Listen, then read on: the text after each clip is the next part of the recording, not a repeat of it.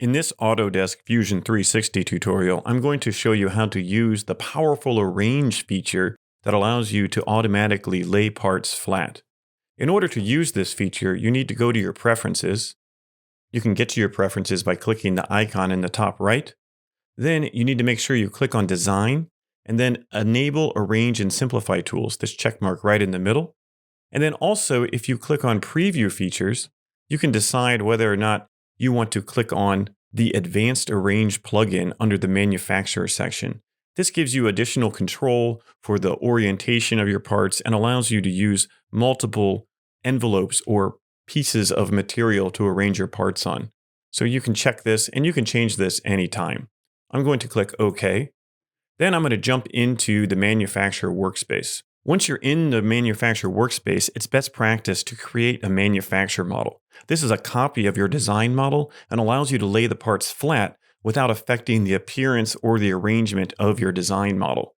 So let's go ahead and click Setup and then create a manufacturing model. Now we have two models. You can see over here on the left in our browser, if I turn off the eyeball to manufacturing model, nothing is there. I can turn on my design model, which is still here.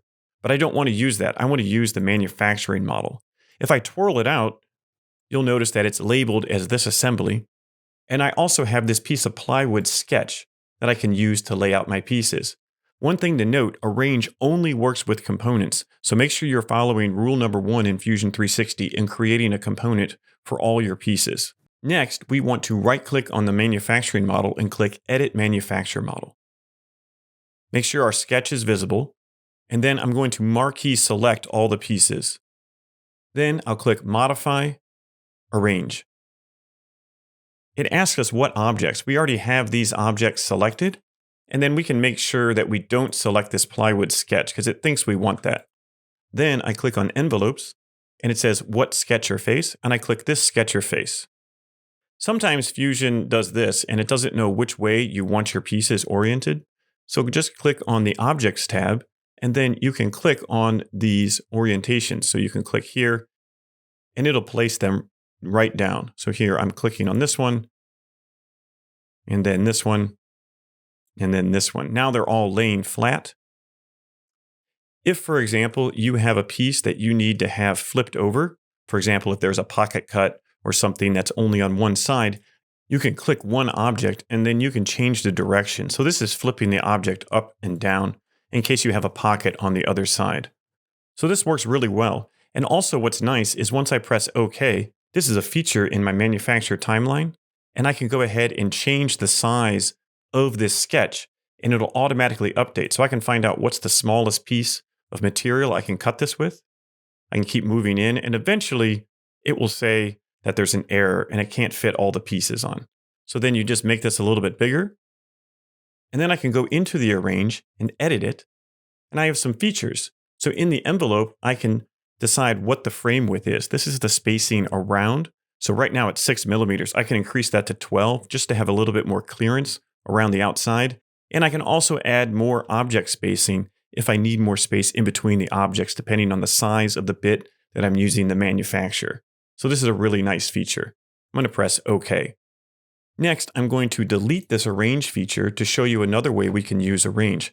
Let's say we only had a remnant or a cutoff piece for our material. I'm going to create a sketch to simulate this. So if I get a line and I draw this piece of plywood that was cut off from a bunch of different pieces of plywood, and it has this weird irregular shape, and we're not sure if we can use it for manufacturing, I would put in the proper dimensions of my remnant piece, but this is just a simulation. So then we can go ahead and finish this sketch and then modify Arrange. And before I marquee selected everything, but I personally like to select the objects individually unless there's too many, because then I already get to pick the orientation. First, I'll click the envelope and I'll click this sketch face. Then I'll go to Objects and I'll start clicking on the objects and it'll start placing them down on the piece of plywood. So currently, these two objects don't fit on our remnant, but we know we can cut these pieces. I'm going to click OK. And then, for example, maybe I had another remnant that was similar size, and I increase it. This one fits. And then I know that I move this a bit more and then a bit more this way. Now they all fit. This is a very easy way to fit all your pieces onto old scrap pieces and know that they'll fit perfectly. I'm going to go back in and edit this manufacturing model again, and I'm going to delete that arrange. I want to show you the menu when you don't have advanced arrange selected. So in your preferences, you'll see down here under preview features, if you don't have under manufacturer advanced arrange selected, then the menu looks a little bit different. So let's go ahead and see what it looks like. I'll still click modify arrange. Now everything is in a smaller menu, and you can see down here, it's telling you, hey, you can try out advanced arrange, but maybe it's not working for your particular project. So I'm going to select my objects, and then I'll select the envelope, and it'll be a plane or a sketch. And then it still works the same way, and I can come back and select more objects, and then they'll go on to the arranged face. This works fine. It only allows you to use a single sketch, so if I had two cutoff pieces that were small, with the advanced arrange, I could fit the pieces between both of them.